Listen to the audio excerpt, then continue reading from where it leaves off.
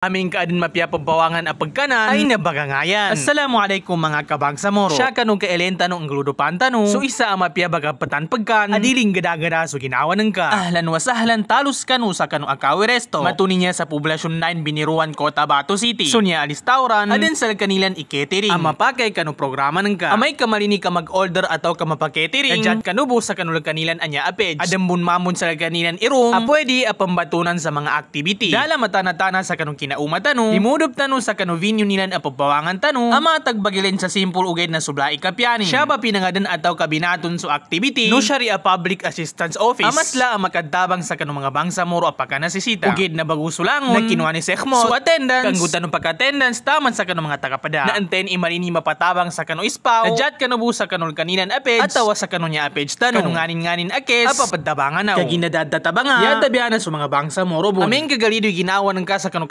piking ka kanu kaso sa kanu ispaw sabab sa kunang kamiskin ay nadaka pagkalido sa ginawa kaahlan wa sahlan kagid sa kanu opisina nilan sa kanu kadabang ilan salka niya si kakanu amuha kawas sa gaman miskinan sa tao. Wassalamu alaikum.